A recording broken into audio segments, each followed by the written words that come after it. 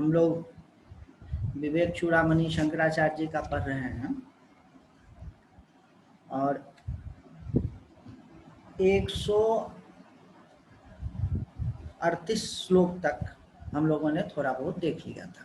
138 अंग्रेजी का नियमित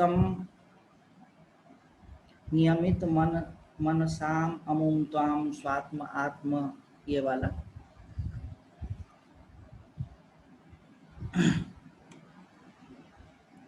अब एक 139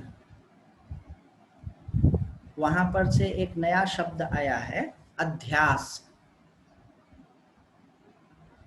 देख रहे हैं? तो अध्यास जो है यह वेदांत का बहुत ही गंभीर चीज है।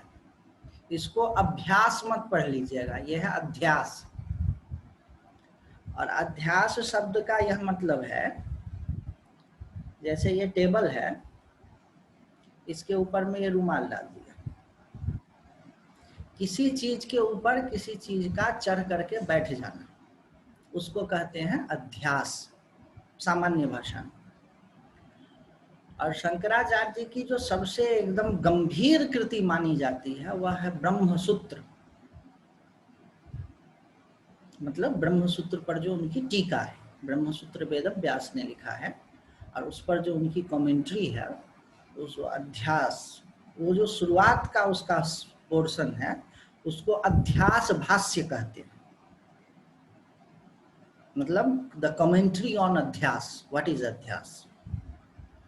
और वो बड़ा गंभीर चर्चा है, और पूरे वेदांत का जो उत्कृष्टतम भूमिका है वह अध्यास से शुरू होता है। अध्यास, उसमें बोलते हैं ना कि जो ठीक ठीक अध्यास को समझ जाएगा, उसमें अपने को छुटाने के लिए, अपने को छूट जाने के लिए एक बेचैनी घुस जाएगी, एक पागलपन घुस जाएगा। अगर अध्यास को समझ गया कि क्या है अध्यास, तो अध्यास क्या बोलते हैं, दो चीजों का परस्पर में इस तरह से मिल जाना कि एक दूसरे का गुण एक दूसरे में दिखने लगे। मन, शरीर, बाहर की वस्तुएं, ये सब जड़ है, आत्मा चेतन है। अभी बोलचाल के लिए वैसे कुछ भी जड़ नहीं है, सब चेतन ही है। लेकिन मन, शरीर, बुद्धि के गुण धर्म आत्मा में इस तरह से चिपक गए कि वह मन, शरीर, बुद्धि जैसा दिखने लगा। और आत्मा का जो चेतनपना है, ज्ञानपना है, जाननापना है, उसकी रिफ्लेक्शन मन बुद्धि में ऐसे पड़ने लगा कि मन बुद्धि अपने को मानने लगा कि मैं जानने वाला हूं। ये बड़ा ही क्लासिकल समस्या है अध्यास। इसको आप गहराई से समझिए तो आपकी आइडेंटिटी हमारी हमेशा बदलते रहती है, और जैसी आपकी आइडेंटिटी होती है वैसा ही आपका गोल्स होता है, और जैसे आपके गोल्स होते हैं वैसी ही आपकी आइडेंटिटी होती है।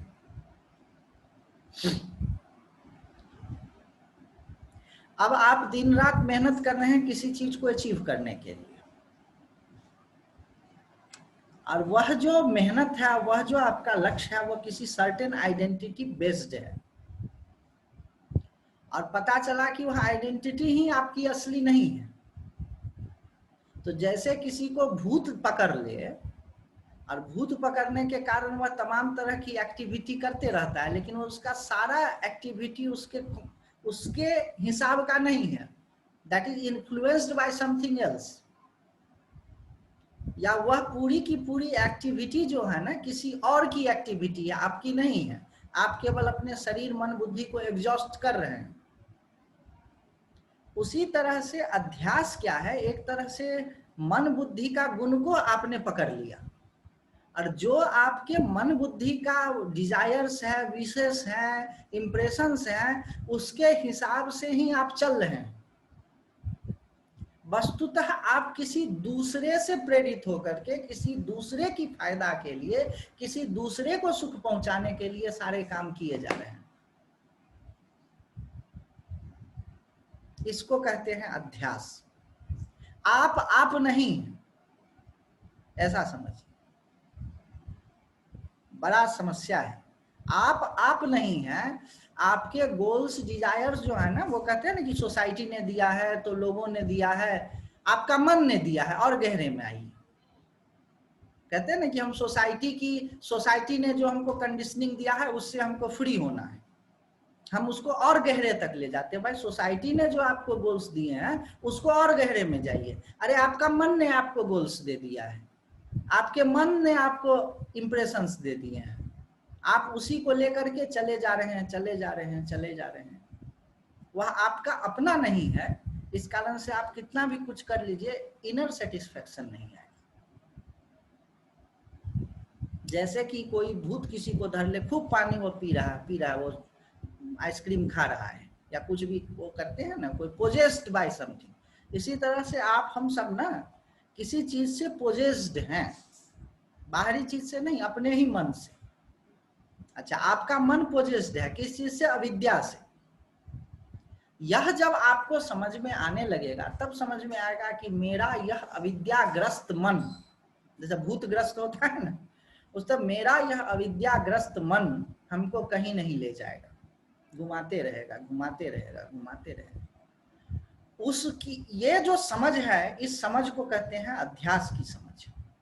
इसमें बड़ा सुंदर कहते हैं, अध्यासो नाम अतस्मिनस्तद बुद्धि रित्य बोचाम यथा पुत्र भार्यादिषु सकलेषु विकलेषु वा अहमेव सकलो विकलो जाता है। इसमें नहीं है। ब्रह्मसूत्र में जब मैं बहुत छोटा था उसी समय में एक स्वामी जी ने हमको रटवा दिया था इसको, और 2-3 दिन के बाद जब इसका अर्थ हम समझे तो हमको लगा अरे राम राम, उन्होंने प्रिंट करके हमको दिया था। कहते हैं अध्यास किसको कहते हैं? अतस्मिन तद बुद्धि, उसमें अपने जैसा बुद्धि हो जाना। इसमें नहीं है, विवेक चूड़ामणि में नहीं है, उसमें अपने जैसा बुद्धि हो जाना। जैसे कि बोले कैसे? तो पुत्र भार्यादिषु सकलेषु विकलेषु वा अहमेव सकलो विकलो जाता। सकल का मतलब होता है हैप्पी, विकल का मतलब होता है अनहैप्पी। सकल का मतलब होता है कंप्लीट, विकल का मतलब होता है इनकम्प्लीट। विकलांग शब्द है ना, तो विकल का मतलब होता है इनकम्प्लीट, अनहैप्पी, सैड। और सकल का मतलब होता है happy, complete. Completeness is happiness, ऐसा ही कहना चाह रहे। तो बोले क्या? पुत्र भार्यादिषु सकलेषु विकलेषु वा अहम एव सकलो विकलो जातः। पुत्र और भार्या, सन एंड वाइफ, अगर ये हैप्पी हैं तो जो आपकी आइडेंटिटी है वो हैप्पी हो जाती है, और ये दुखी हो गए तो आपकी आइडेंटिटी दुखी हो गई। अब दोनों में क्या संबंध है? बोले अच्छा ठीक है, और गहरे में जाइए। तो बोले क्या? शरीर से, पैर से कोई लूला होता है, लंगड़ा होता है, हाथ से लूला होता है। बोले कि है पैर से लूला, लूला लंगड़ा, पैर से लंगड़ा और हाथ से लूला, ऐसे लूला। और कहता क्या है कि मैं लूला और लंगड़ा हूं। तो आइडेंटिटी अब देखिए धीरे धीरे सूक्ष्म नजदीक वाले चीजों को ला रहे हैं। तो फिजिकल बॉडी के साथ में वो अपनी आइडेंटिफिकेशन कर रहा है। अच्छा, बोले फिर और आगे बढ़िए। तो बोले आंख से अंधा है, कान से बहरा है, ये तो बॉडी हो गया, आप ज्ञानेंद्रिय में आया। कान से अंधा, कान से बहरा है, आंख से अंधा है, और कहता क्या है? मैं अंधा हूं, मैं बहरा हूं। आइडेंटिटी चिपक रही है, मतलब कहता नहीं है वो, समझता ही वही है। आप कितना भी उसको कह लें कि नहीं है, या थोड़ा वेदांत तो सुन लिया तो कहेंगे अरे आंख अंधा है, मैं नहीं अंधा हूं।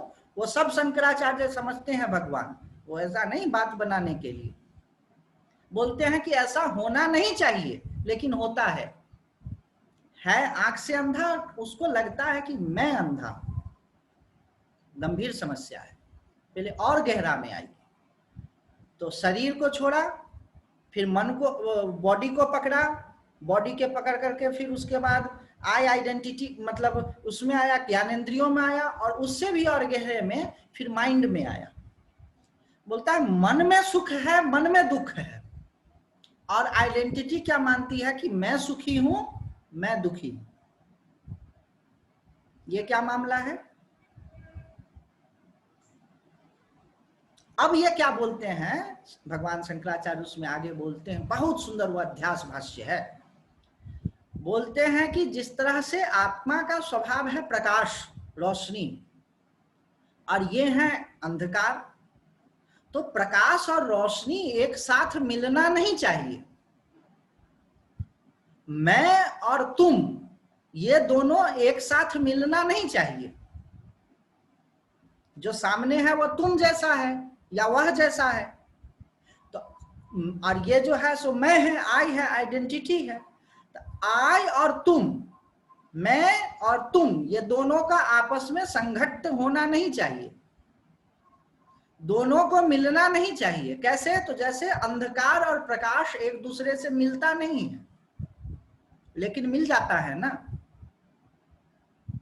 यह नेचुरल, बोलते हैं नैसर्गिको अयम लोक व्यवहार, यह नेचुरल कॉमन फेनोमेनन है, मिलना नहीं चाहिए लेकिन मिल जाता है। इसमें आपको दुखी नहीं होना है, इसमें आपको अपने को परेशान नहीं करना है, आपको केवल इस फेनोमेनन को रिकॉग्नाइज करना है कि ऐसा होता है। और क्या बोल रहे हैं? प्राकृतिको अयम, नैसर्गिको अयम लोक व्यवहार, नैसर्गिक है। नैसर्गिक का क्या मतलब होता है? नेचुरल। और लोक व्यवहार का क्या मतलब होता है? कॉमन फेनोमेनन, लोक व्यवहार।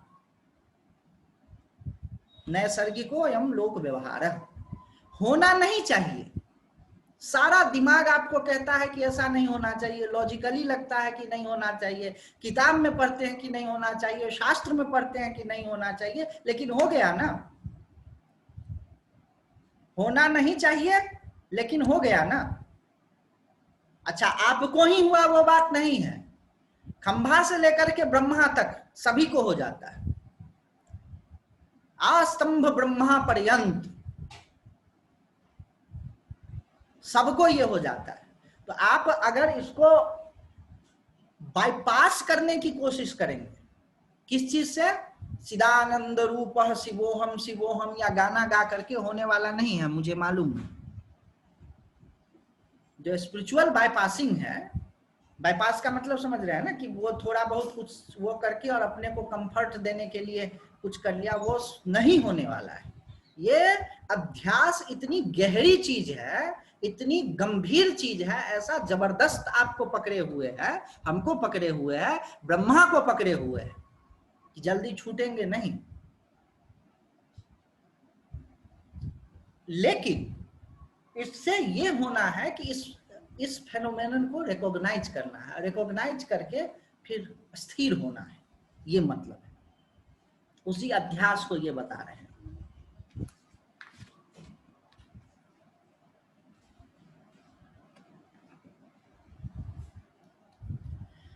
अत्र अनात्मनि अहम इति मतिः बन्धः एषो अस्य पुंसः प्राप्तः अज्ञानात् जनन मरण क्लेश संपात हेतुः येनेवायं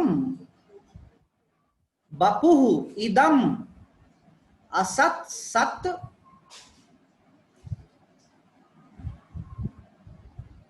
इयम् इत्यात्म बुद्ध्या पुष्यति उक्षति इवति विषयेस् तंतुभिः कोशकृतवत्।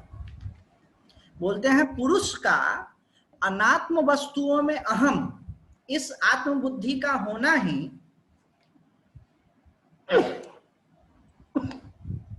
जन्म मरण रूपी क्लेशों की प्राप्ति कराने वाला अज्ञान से प्राप्त हुआ बंधन है। अनात्म में अहम,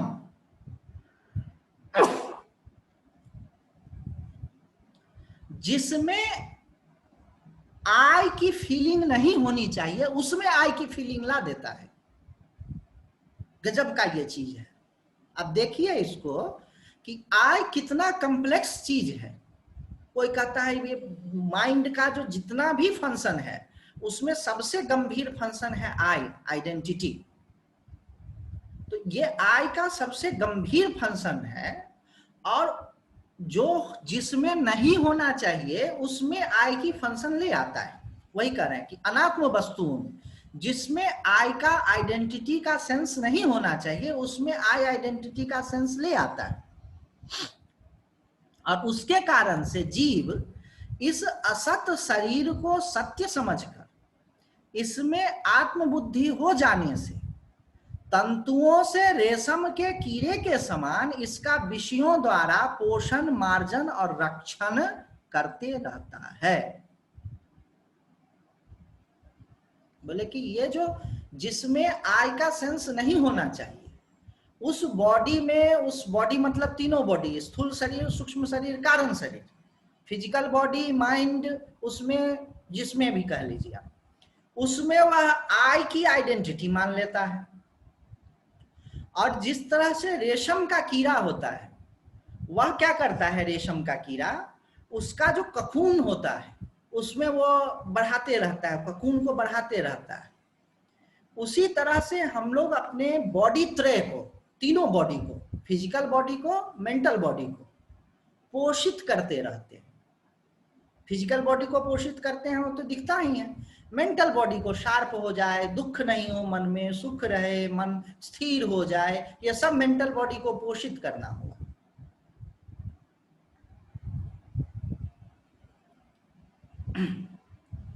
अतस्मिनस्तद्बुद्धि प्रभवति विमूढ़स्य तमसा विवेकाभावाद् वै स्फुरति भुजगे रज्जुधीशना ततो अनर्थ ब्रातो निपपतति समादातुः अधिकः ततो योः असद्ग्राहः सहि भवति बन्धः शृणु सखे। मूढ़ पुरुष को तमोगुण के कारण ही अन्य में अन्य बुद्धि हो जाती है। यह जो सांप और रस्सी वाला है ये एग्जाम्पल है। और कोई सांप और रस्सी वाला को समझ ले तो यह मत समझे कि वेदांत समझ लिए हैं, क्योंकि वह तो एग्जाम्पल है और एग्जाम्पल वही दी जाती है जो पहले से आप समझे हुए हैं। तो सांप और रस्सी को समझ लीजिए तो उसको मत समझिए कि हम वेदांत समझ लिए। यह समझिए कि जिस तरह से सांप में रस्सी समझ लेता है उसी तरह से जहां पर आई आइडेंटिटी नहीं है वहां पर आई आइडेंटिटी कर लेता है। ये है सांप और रस्सी वाला एग्जाम्पल।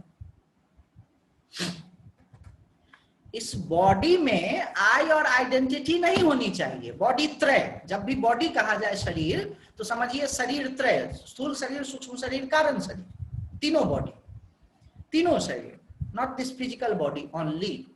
तो इस बॉडी त्रय में आई आइडेंटिटी कर लेता है और उस आई आइडेंटिटी को लेकर के भगवत पाठ तो करते हैं, उसी से सारा अनर्थ की सृष्टि हो जाती है। आप देखिए ना, आपकी जितनी भी समस्याएं हैं उसको आप ग्राउंड पर लाएंगे, एकदम इस पर लाएंगे तो वो सब चीज उसको पीस पास करके एकदम से उसका रस निकालेंगे सारी समस्याओं का। बोले सभी अनर्थ का हेतु यही अध्यास है। जहां पर आई आइडेंटिटी नहीं होनी चाहिए जिस जगह पे, उस जगह पे यह आई आइडेंटिटी कर लेता है। जहां पर रस्सी है वहां पर सांप कर लेता है। वो बोलते हैं तमोगुण के कारण ही अन्य में अन्य बुद्धि होती है रस्सी हो जाता है सांप, है अनात्म हो जाता है आत्मा के रूप में। विवेक न होने से रज्जु में ही सर्प बुद्धि होती है। ऐसे बुद्धि वाले को ही नाना प्रकार के अनर्थों का समूह आघेरता है। अतः हे मित्र सुन, यह जो असद ग्राह, असत्य को सत्य मानना है, वही बंधन है। और जब तक ये समस्या आपको नहीं लगेगी तब तक वेदांत की भूमिका ही नहीं शुरू होगी। जिसको अपनी अध्यास उसके लिए समस्या लगने लगा कि भाई मैं तो अपना सारा एफर्ट इस चीज में लगा रहा हूं, शरीर और बॉडी को डेकोरेट करने में, मन को डेकोरेट करने में, वह मैं हूं नहीं। और मैं उसको छोड़ भी नहीं सकता हूं केवल इतना कहने से मैं हूं नहीं छूटता है। तो ये जो समस्या है, ये this is biggest problem that we have. इससे बड़ी कोई समस्या नहीं हो सकती। लेकिन इस समस्या को समस्या समझने के लिए बहुत भगवान की कृपा चाहिए, बहुत बुद्धि चाहिए, नहीं तो ये समस्या ही नहीं लगेगा कि अरे ठीक है शिवानंद रूप शिवोहम शिवोहम चल रहा है, कोई बात नहीं, इसको करें। यही सारे अनर्थ का हेतु है। आप देखो ना, मृत्यु के समय में आपके पास में क्या जाता है? Everything that you have decorated, what goes with you. मैं तो सोचता हूँ कभी कभी क्या, अक्सर ही सोचता हूँ आजकल, अब तो और ज्यादा सोचने लगा हूँ कि मृत्यु के समय में कुछ नहीं बचता है। अच्छा, जो जिन लोगों ने फिजिकल चीजें जमा की, घर बनाया, मकान बनाया, वो किया, तो उनकी तो एक बात भी है कि चलो ठीक है, उनका भी कुछ नहीं बचता है, तो ये तो शास्त्रों में लिखा है। अरे जिन्होंने पढ़ा, जिन्होंने लिखा, जिन्होंने ध्यान किया, जिन्होंने समाधि लगाई, वो भी तो मर जा रहे हैं। राजा मर जा रहा है या दिक्कत की बात नहीं है, जोगी भी मर जा रहा है।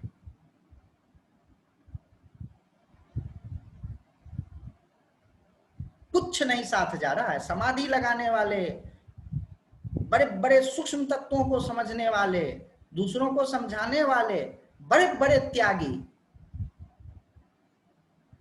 वो भी चले जा रहे हैं। राजा का मरना उतना करुण नहीं है जितना योगी का मरना है, जितना ध्यानी का, जितना ज्ञानी का। वो भी चले जा रहे हैं।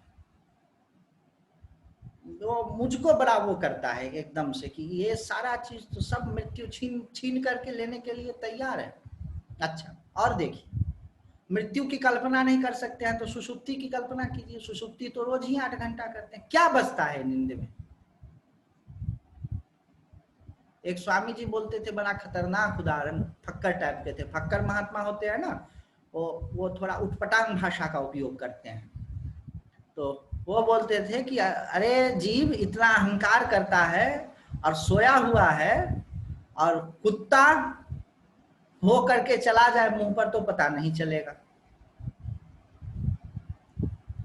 और तुम अपने को इतना अहंकार करता है जीव को, देख लो, मैं राजा, मैं सम्राट, सोया हुआ है, कुत्ता चला जाए पेशाब करके तो तुमको समझ में नहीं आएगा। अब देखो कि एक आदमी सोया हुआ कितना निरीह लगता है। अच्छा, हाल फिलहाल में हमारे 2-3 बहुत करीबी लोग गुजर गए। जो व्यक्ति इतनी प्लानिंग करता था, इतना करता था, गुजर जाने का उतना कष्ट नहीं होता है जितना कष्ट होता है कि वही व्यक्ति जो खड़ा होता था तो हजारों लोग उसकी सुनते थे, निरीह बना हुआ पड़ा हुआ, कुछ नहीं कर सकता है, फिर कभी नहीं मिलेंगे। उससे ज्यादा कष्ट इस बात को देता है कि वह जो इतना सामर्थ्यशाली आदमी था, उसकी सारी सामर्थ्य धरी की धरी रह गई।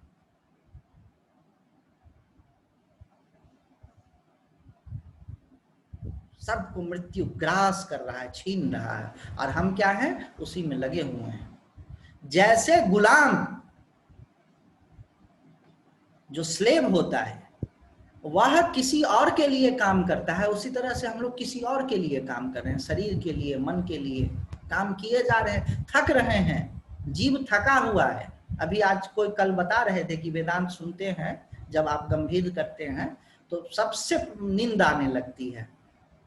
वो पहला लक्षण है। जब जीव को विश्राम मिलता है ना तो गहरे में नींद आती है। इसीलिए वेदांत सुनते सुनते कोई सो जाए तो हम लोग ये मानते हैं कि कुछ भीतर घुस रहा है। इस बातों पर नहीं, जो 2-3 दिनों से पिछले चल रहा था उसमें खूब गहरी नींद अगर आने लगे तो समझिए कि कुछ जा रही है बात। क्योंकि जीव तो परेशान है, दिन रात स्वप्न में, जागृत में वो परेशान है, थका हुआ है, जन्म जन्म से थका हुआ है।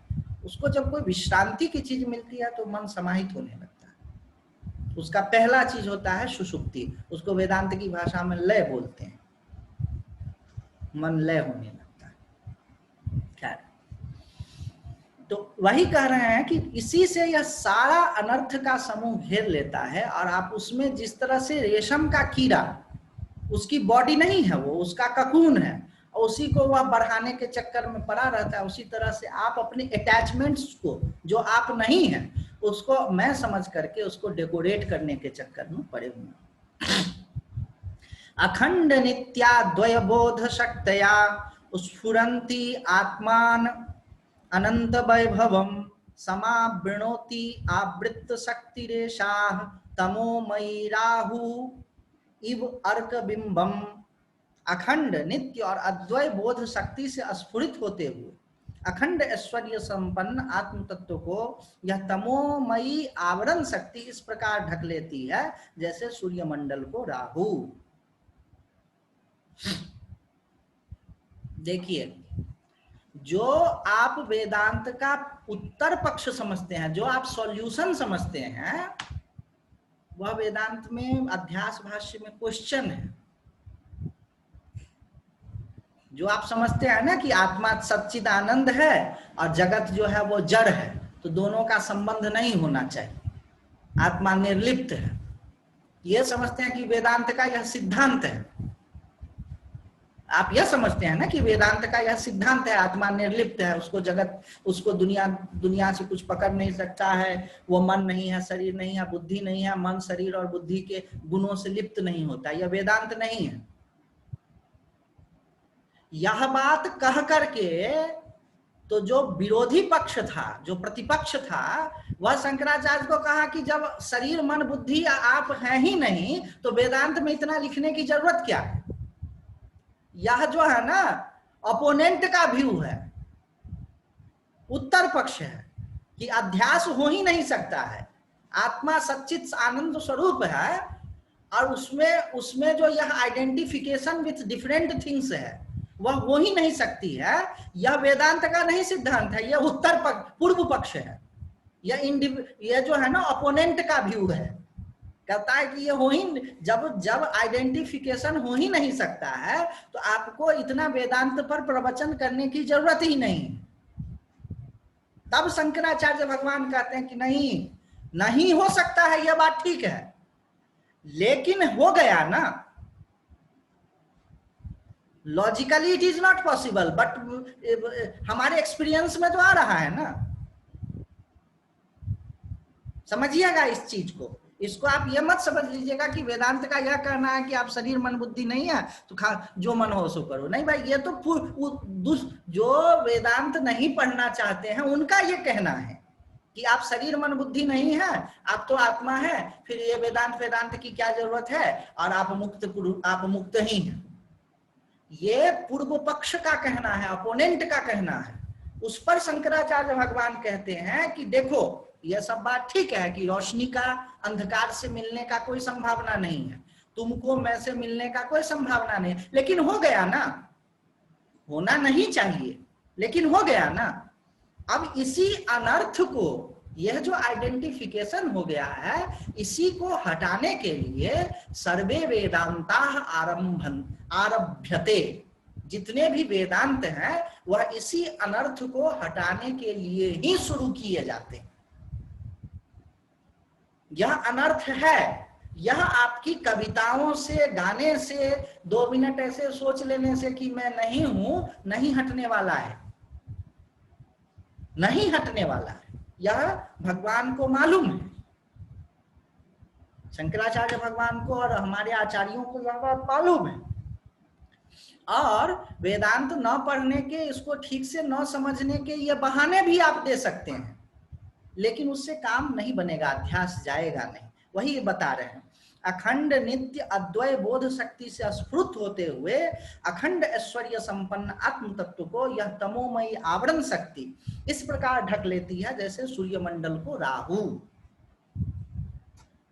बोले सूर्यमंडल तो बहुत विस्तृत है और राहु बहुत छोटा है, या हाथ बहुत छोटा है, लेकिन यह छोटा सा हाथ अगर आंख के सामने आ गया तो पूरे सूर्यमंडल को ढक सकता है। उसी तरह से यह जो शक्ति है, आवरण शक्ति, माया की आवरण शक्ति जो है, इस चैतन्य तत्व को ढक लेती है।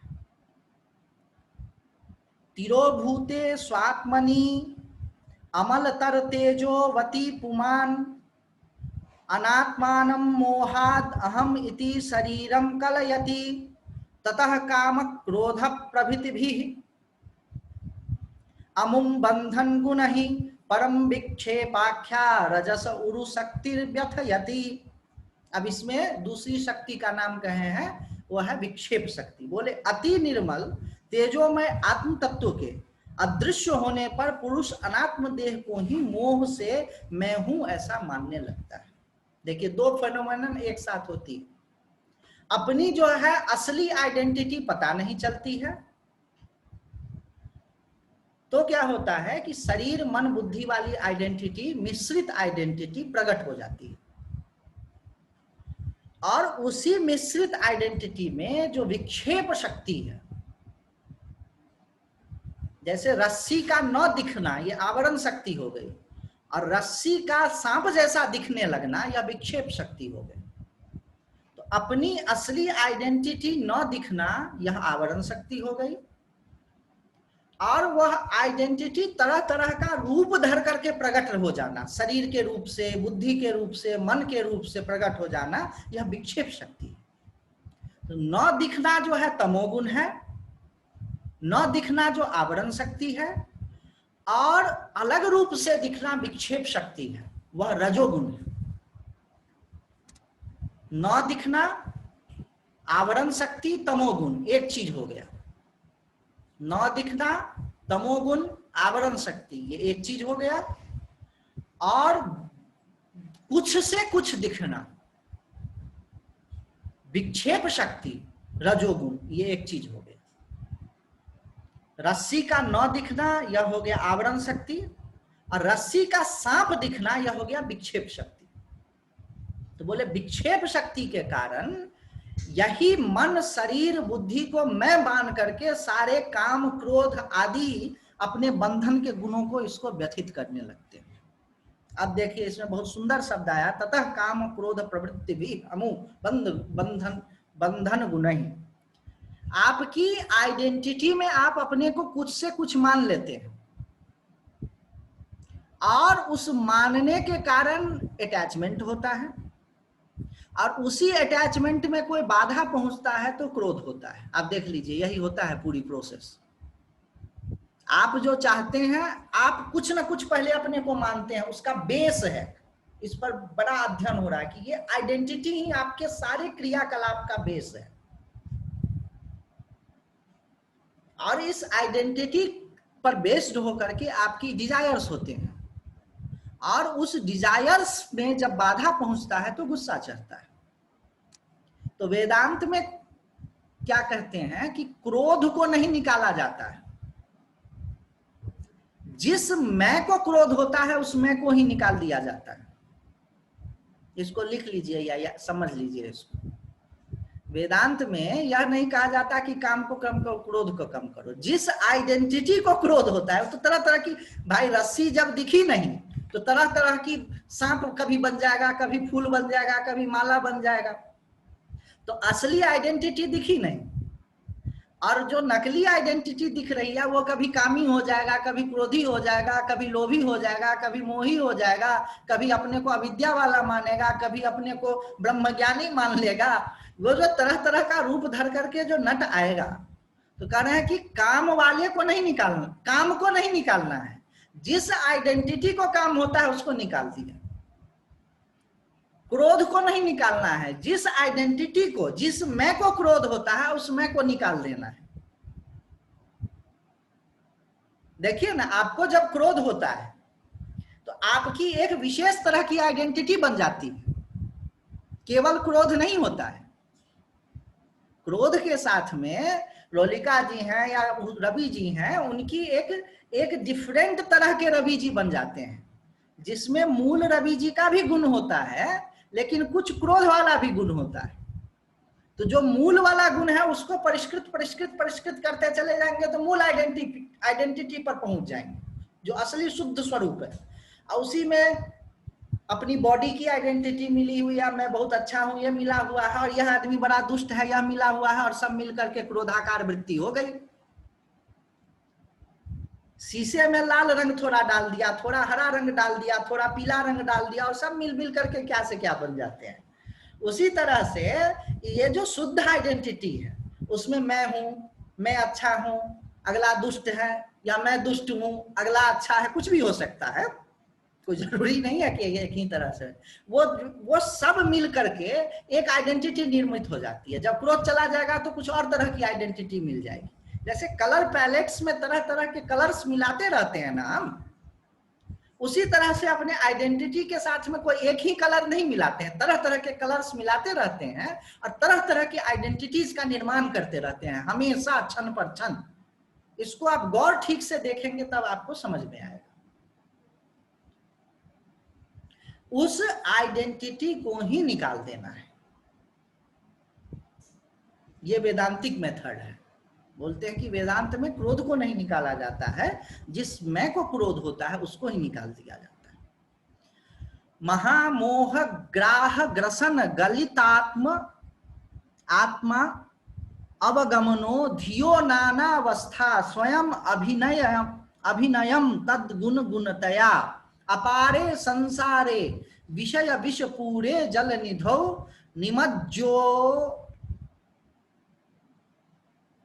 निमज्जोन्मन मज्जायम भ्रमति कुमति कुत्सित गति। बोल रहे हैं क्या, तब यह नाना प्रकार की नीच गतियों वाला कुमति जीव विषय रूपी विष से भरे हुए इस अपार संसार समुद्र में डूबता उछलता महारूप मोह रूप ग्राह के पंजे में पड़कर आत्मज्ञान के नष्ट हो जाने से बुद्धि के गुणों के अभिमानी होकर उसकी नाना अवस्थाओं का अभिनय करता हुआ भ्रमित करते रहता है।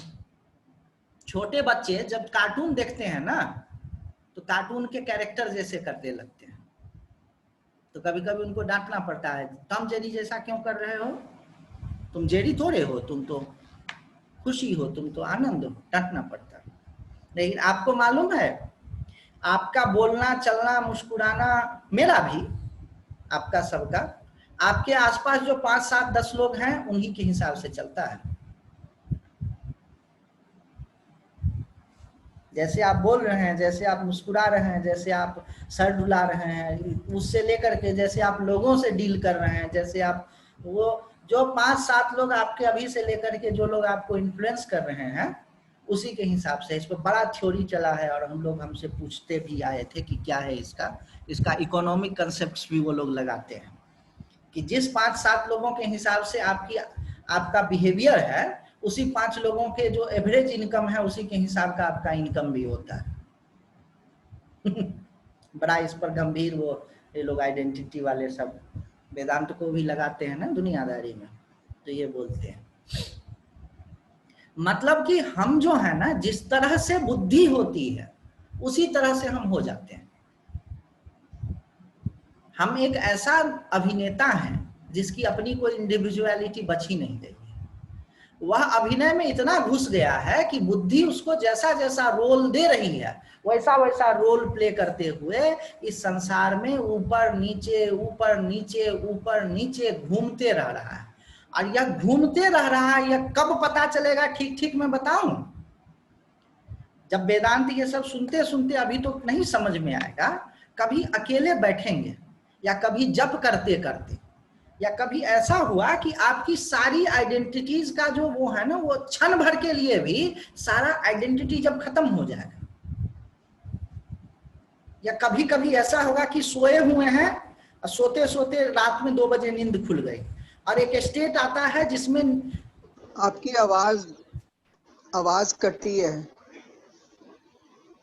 अच्छा, नहीं समझ आई, दोबारा वो कहिए। पुराना सब कट गया जो आप बता रहे थे, कब पता चलेगा?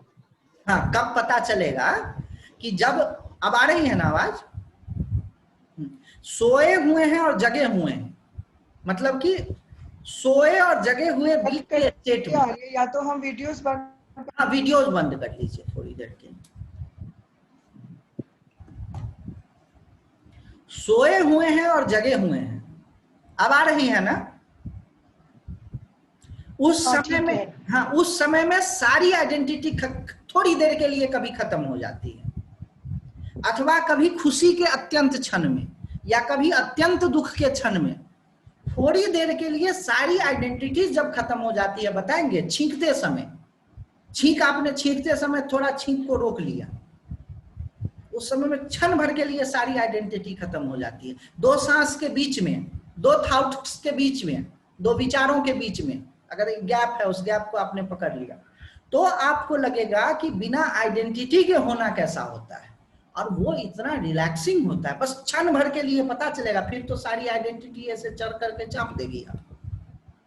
तो वही कह रहे हैं कि उसमें उस सारे आइडेंटिटियों से वो घूमते रहता है और संसार में भटकते रहता है। लेकिन यह कब पता चलेगा कि हम भटक रहे हैं? अभी तो मजा आएगा जब आपको बिना आइडेंटिटी के एक दो क्षण का अनुभव हो जाएगा, एक टेस्ट मिल जाएगा, तब वो लगेगा कि हाँ भाई ऐसी भी एक चीज होती है। तो वह कैसा लगता है? भानु प्रभा संजनिता अभ्रपंक्ति भानुं तिरोधाय विजृंभते यथा आत्मोदिता अहंकृतिरात्म तत्वम तथा तिरोधाय विजृंभते स्वयं। एकदम ये जो एग्जाम्पल दिया है ना, एकदम ये अनुभव से दिया है। एकदम क्या कर रहे हैं? बादल कैसे बनता है? सूर्य की गर्मी से पानी जब गर्म होकर के भाप बनता है तो वह बादल बन जाता है। और बादल क्या करता है? सूर्य को ही ढक लेता है। उसी तरह यह आत्मा की ही शक्ति, आवरण और विक्षेप शक्ति, ये बड़ा बम है ये, इसको ये समझिएगा। आत्मा की ही आवरण और विक्षेप शक्ति, कोई दूसरे की आवरण विक्षेप शक्ति नहीं है। माया जो है वो आत्मा की ही शक्ति। तो आत्मा की आवरण और विक्षेप शक्ति आत्मा से नहीं,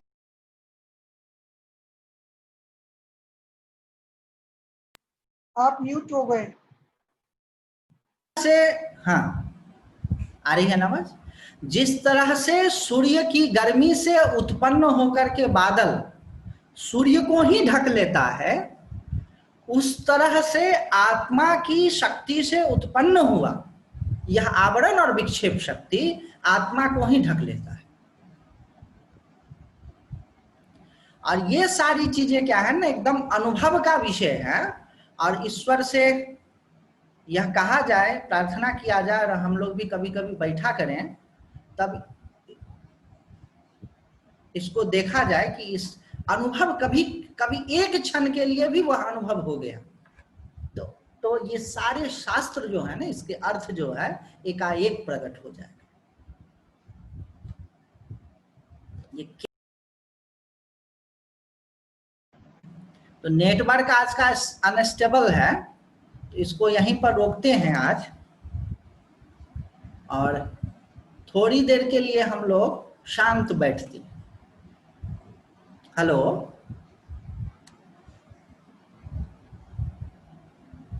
ठीक है जी, शांत बैठते हैं।